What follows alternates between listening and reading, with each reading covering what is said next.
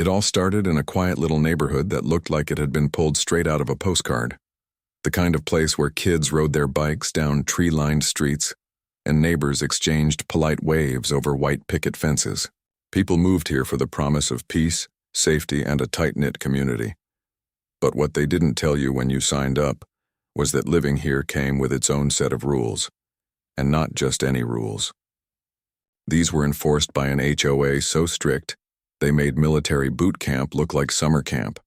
The woman at the center of this story wasn't your average suburban mom. Sure, on the surface she fit right in. She baked cookies for school fundraisers, kept her house clean, and even joined the local gardening club to meet people. But there was more to her than met the eye. Before moving into this cookie-cutter paradise, she'd spent years in the Marines, learning skills most people only see in action movies. After leaving the service, she found her calling training some of the toughest men and women in the world, Navy SEAL candidates. Her job? Pushing them to their limits physically and mentally so they could survive the brutal challenges ahead. She lived with her husband, who worked long hours as a software engineer. He was the quieter type, content to let her handle the day-to-day stuff around the house while he focused on his career. Together, they decided to settle down in this gated community because it seemed perfect, a safe haven away from the chaos of city life. At first, everything went smoothly. They decorated their new home, got to know their neighbors, and tried to blend in. But then, reality hit. Living under the watchful eyes of the Homeowners Association turned out to be less about community spirit and more about micromanagement. Every week, there were new notices slipped under their door or taped to their mailbox. Your grass is half an inch too long. Please remove holiday decorations within 48 hours after the event. No parking on the street overnight. It felt like no matter how hard they tried, they couldn't keep up with the endless list of demands. But the real trouble began when the HOA enforcers showed up unannounced one afternoon. These weren't friendly reminders. These were two men, dressed in matching uniforms, armed with clipboards, walkie-talkies, and holstered guns. They called themselves patrol officers, though technically they weren't real cops. Their job was to enforce the HOA's rules, but they carried themselves like they had the authority of the law behind them, and they weren't shy about using intimidation tactics to get compliance. One sunny Saturday morning, she was outside hanging laundry on the line. To her, it was practical. It saved money on electricity and gave clothes that fresh air smell. But apparently, according to the HOA handbook, drying clothes outdoors was considered unsightly and against the rules. She hadn't read that part yet. So imagine her surprise when one of the patrol officers marched up to her driveway and started lecturing her about violating property standards. At first, she thought it was a joke. "Are you serious?" she asked, laughing nervously. But the officer didn't crack a smile. Instead, he handed her a citation slip and warned her to take the clothes down immediately or face a fine. She bit her tongue, knowing better than to argue, and complied. Still, something about the encounter left a sour taste in her mouth. It wasn't just the absurdity of being scolded for doing laundry. It was the way the man spoke to her, as if she were a child being reprimanded for coloring outside the lines. Over the next few weeks, the citations kept coming. A bush trimmed slightly too short here, a car parked in the wrong spot there. Each time, she swallowed her frustration and fixed whatever issue they pointed out, hoping to avoid further conflict. But deep down, she knew this wasn't going to end anytime soon. The HOA wasn't interested in compromise. They wanted control. Then came the night that changed everything. She was sitting on her porch after finishing an online training session with a group of SEAL hopefuls. The sun had dipped below the horizon, casting a warm orange glow over the neighborhood. She grabbed a glass of water and leaned back in her chair, enjoying the rare moment of calm.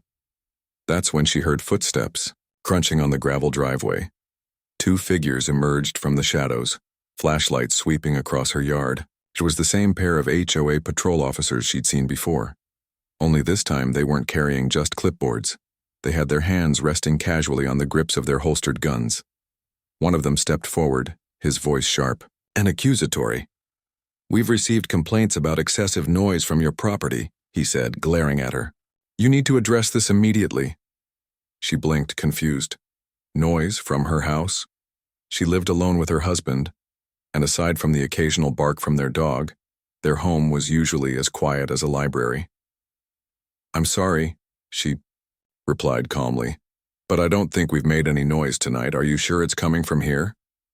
The officer didn't seem interested in listening. His partner chimed in, adding fuel to the fire. "We've warned you before about following the rules. This is your final chance."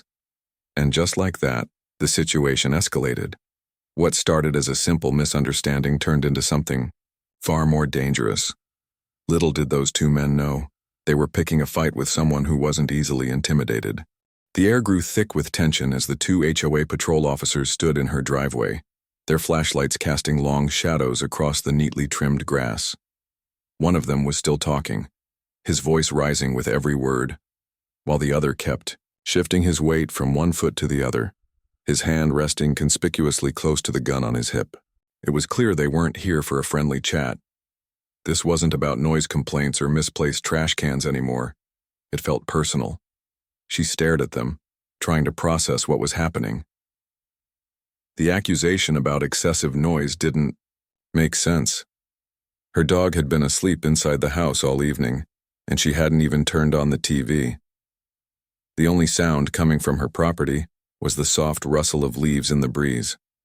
Yet here they were, acting like she'd committed some kind of crime. "I'm telling you," she said again, her tone calm but firm. "There hasn't been any noise. Maybe it's coming from somewhere else?" Her words seemed to have no effect. Instead of listening, the lead officer took a step closer, his flashlight beam now pointed directly at her face. She squinted against the glare, feeling her patience begin to wear thin. She'd dealt with difficult situations before, both in the military and during her time training SEAL candidates, but this felt different. These men weren't professionals. They were amateurs playing dress-up, flexing whatever authority they thought they had over her. "You've been warned multiple times," the officer snapped, his voice dripping with arrogance. "If you don't comply, we'll have no choice." But to escalate, she couldn't believe what she was hearing. They were threatening her because of a baseless complaint. She crossed her arms, standing her ground. "Look, I understand there are rules, but accusing me of something I didn't do isn't going to solve anything. Can we just figure out where the misunderstanding is?" Her attempt at reasoning only seemed to infuriate them further. The second officer stepped forward, his body language aggressive. "We're not here to negotiate," he barked. "You either follow the rules or face the consequences." That's when things took a turn she never expected. Without warning, the lead officer reached for his holster and pulled out his gun. He didn't point it directly at her, at least not yet, but the message was loud and clear. They meant business. Her heart skipped a beat, but years of training kicked in almost instantly. She forced herself to stay calm, knowing that panic wouldn't help anyone. "Is this really necessary?" she asked, her voice steady despite the adrenaline coursing through her veins. "I haven't done anything wrong.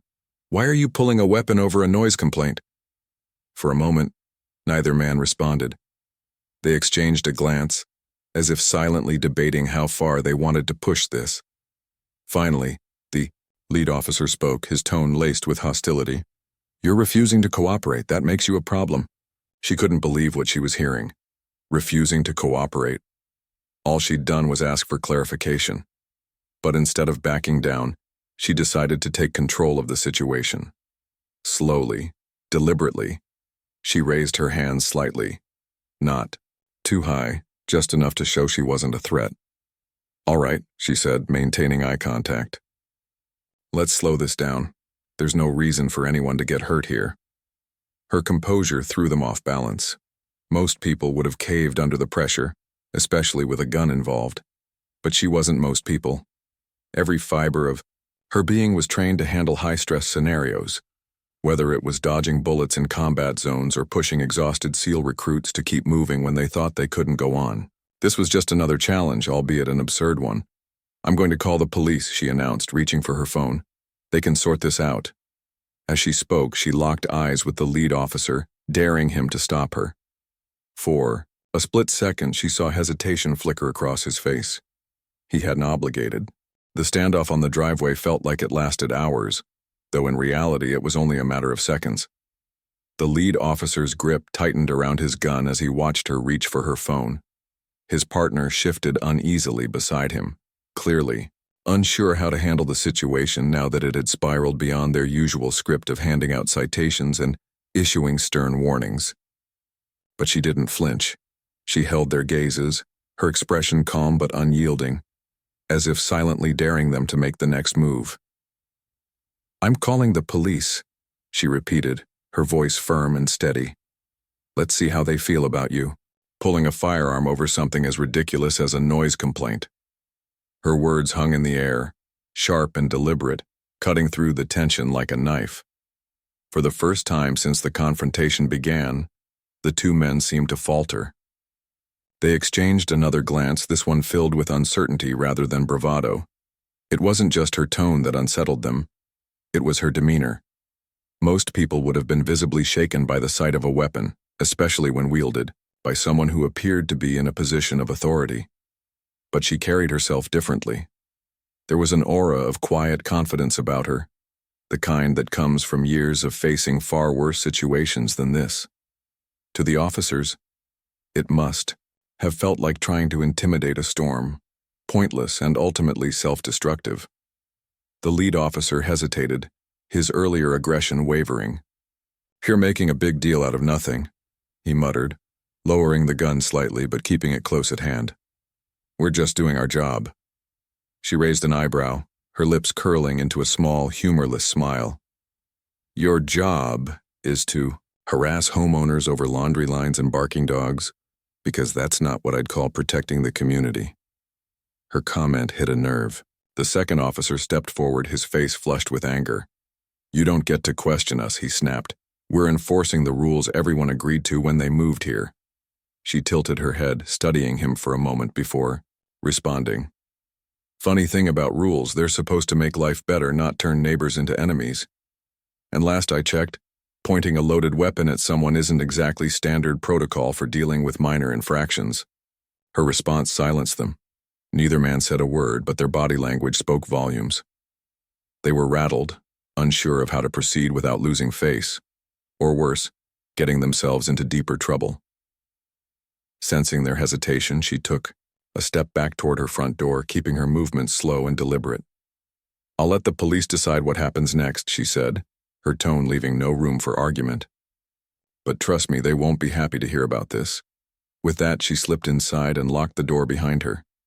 Leaning against the wall, she exhaled deeply, letting the adrenaline coursing through her veins settle. It wasn't until she heard the sound of retreating footsteps outside that she allowed herself a brief moment of relief. The officers hadn't stuck around to wait for the police. They knew they'd already crossed a line, and sticking around would only dig them deeper into trouble. Once she caught her breath, she dialed 911, explaining the situation in measured tones. The dispatcher promised to send officers immediately, but she knew it might take a while for them to arrive. In the meantime, she grabbed her laptop and pulled up the footage from her Ring camera. Sure enough, the entire incident had been recorded. The aggressive posturing, the drawn weapon, the heated exchange. It was all there, clear as day.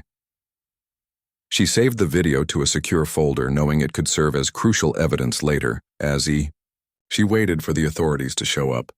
She texted her husband, who was still at work. "HOA patrol showed up tonight," she wrote. "Things got intense. Cops are on their way." His reply came almost instantly. "Are you okay?" She reassured him that she was fine, but explained what had happened. He told her he was heading home right away. By the time the local police arrived, the HOA officers were long gone. Two uniformed officers knocked on her door, introducing themselves and asking for her account of what had transpired. She recounted the events calmly, showing them the surveillance footage to back up her story. The officers listened intently, their expressions growing increasingly grim as they watched the video. When it ended, one of them shook his head. "This is unacceptable," he said. "They had no business escalating like that." Word of the incident spread quickly among the neighbors. Some had heard the commotion and peeked out their windows, catching glimpses of the confrontation. Others learned about it through gossip or social media posts shared by curious onlookers. By morning, the whole neighborhood was buzzing. People whispered about the woman who had stood up to the HOA patrol, not just any homeowner, but someone who clearly knew how to handle herself under pressure. Curiosity turned into admiration when snippets of the Ring camera footage leaked online.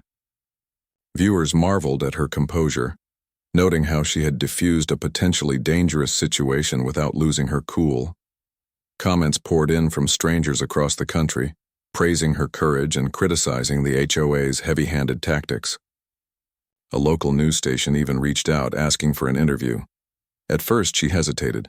She wasn't looking for attention, she just wanted justice. But then she realized this was bigger than her personal struggle. If sharing her story could shed light on the abuse of power within gated communities, and maybe even spark change, then it was worth stepping into the spotlight. When the reporter asked why she thought the HOA officers reacted so aggressively, she paused before answering. "I think it's because they expected me to back down," she said finally. "They're used to people being intimidated by their uniforms and weapons. But I've faced tougher opponents than them.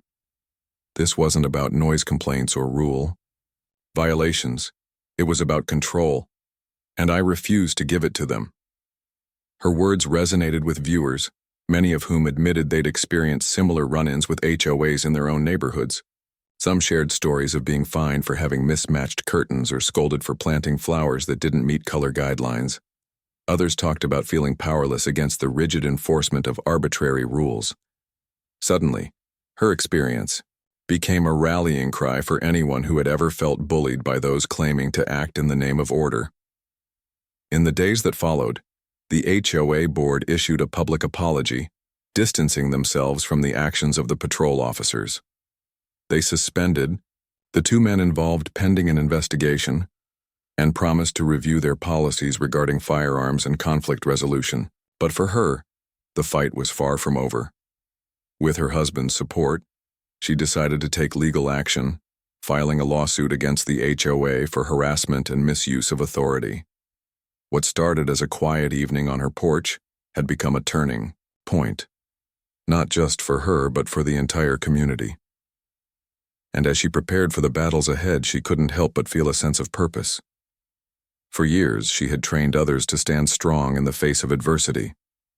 Now it was her turn to lead by example. The lawsuit made headlines almost instantly. News outlets couldn't resist the story. A quiet suburban homeowner taking on the powerful HOA that had tried to bully her with threats and intimidation. The fact that she had calmly faced down armed patrol officers only added to the intrigue. Reporters swarmed the neighborhood, knocking on doors and setting up cameras outside her house. Neighbors were suddenly divided. Some rallied behind her cause, while others whispered about how she was causing trouble by stirring the pot. She didn't let the attention faze her. Instead, she used it as an opportunity to shine a light on the bigger issue at hand. During interviews, she spoke candidly about what had happened that night, never once exaggerating or playing the victim. She described the fear of seeing a gun pulled on her doorstep, but also emphasized how dangerous it was for untrained volunteers to carry weapons in the first place. Her tone was measured, thoughtful, and always focused on solutions rather than blame. "It's not just about me," she told one reporter during a live segment. "This is about accountability. When people are given authority without proper oversight, bad things happen. And when those same people think they can use force to enforce minor rules, it creates a toxic environment where no one feels safe." Her words struck a chord with viewers. Calls poured into local news stations from residents in other gated communities sharing similar horror stories. One woman recounted how HOA enforcers had shown up at her door at 7 a.m., demanding she repaint her mailbox because it was too bright. Another man described being fined hundreds of dollars for parking his truck in his own driveway, a violation he hadn't even known existed until he received the citation. Each story reinforced the growing sentiment that something needed to change. As the case gained traction, so did public support for her fight. Advocacy groups reached out, offering resources and legal expertise. Lawyers specializing in civil rights cases volunteered their services, helping her build a strong argument against the HOA. Even some former military colleagues heard about her situation and offered encouragement, reminding her that standing up to injustice was exactly what she'd trained others to do, but not everyone was on her side. Members of the HOA board lashed out, accusing her of exaggerating the incident for attention. They claimed the patrol officers had acted within their rights and insisted the gun had only been drawn as a precautionary measure. Their statements sounded hollow, especially after video footage surfaced showing the clear aggression displayed by the officers. Still, they dug in their heels, refusing to admit fault or acknowledge the flaws in their system. Behind closed doors, tensions simmered. Some neighbors who had initially supported her began to waver, worried about retaliation from the HOA if they spoke out publicly.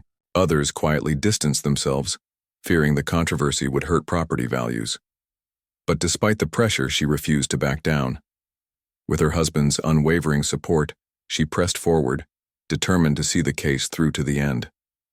Months passed before the trial finally began. By then, the story had gone national, drawing interest from major networks and talk shows. On the day of the hearing, the courtroom was packed with spectators eager to witness the outcome. Lawyers for both sides presented their arguments, calling witnesses and submitting evidence. The HOA's defense team argued that the patrol officers were simply following protocol and that the firearm incident had been misinterpreted. They portrayed her as someone looking to disrupt the peace of the community. But her lawyer countered with irrefutable proof. The Ring camera footage, expert testimony from law enforcement professionals criticizing the misuse of firearms, and statements from neighbors corroborating her claims. He painted a picture of a system riddled with abuse, where unchecked power led to reckless behavior. "This isn't about enforcing rules," he said during closing arguments. "It's about control, and it has no place in a community meant to be safe and welcoming." When it came time for her to testify, she took the stand with the same poise and confidence she'd shown during the confrontation months earlier. She recounted every detail of that night, speaking directly to the jury as if they were sitting across from her at a kitchen table. She explained how the officers' actions had escalated unnecessarily, and why she believed systemic changes were needed to prevent similar incidents in the future. By the time she finished, you could hear a pin drop in the courtroom.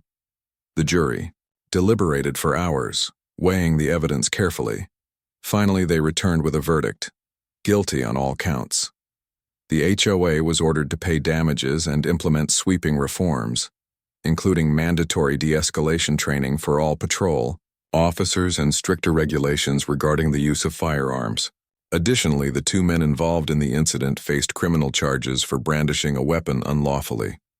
The ruling sent shockwaves through the community. For many residents, it felt like a long overdue victory. People who had been too afraid to speak up now found their voices, joining forces to demand greater transparency and accountability from the HOA. Neighborhood meetings became lively discussions about how to create a more inclusive and supportive environment, one where rules served the community instead of controlling it. For her, the win was bittersweet. While she was relieved to see justice served, she knew the fight wasn't truly over. Gated communities across the country still operated under similar systems, leaving countless homeowners vulnerable to abuse.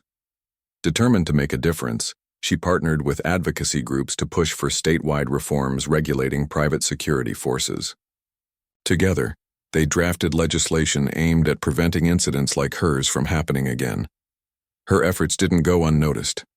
Local leaders praised her courage and commitment to creating positive change. Invitations to speak at conferences and community events poured in, giving her a platform to share her experiences and inspire others to take a stand against injustice. She accepted each opportunity graciously, using her voice to amplify the voices of those who felt powerless. Through it all, she remained grounded, never losing sight of why she had started this journey in the first place. It wasn't about revenge or personal gain. It was about protecting the rights and dignity of ordinary people. And though life in the gated community would never fully return to normal, she walked away knowing she had sparked a movement that extended far beyond her own backyard. The courtroom verdict was a turning point, but it wasn't the end of the road. In fact, it felt more like the beginning of something bigger, a ripple effect that would spread far beyond her quiet suburban neighborhood. The HOA had been forced to pay damages and make sweeping changes to its policies. But for her, the real victory lay in the conversations that followed. People were talking, not just about what had happened to her, but about the deeper issues at play: power, accountability, and the fine line between enforcing rules and bullying. In the weeks after the trial, she found herself at the center of a growing movement. Neighbors who had once been hesitant to speak out now approached her with stories of their own struggles with the HOA. Some shared how they'd been fined unfairly. Others talked about feeling powerless against the rigid enforcement of trivial rules. These weren't isolated incidents. They were symptoms of a larger problem affecting gated communities across the country. She decided to channel this momentum into action.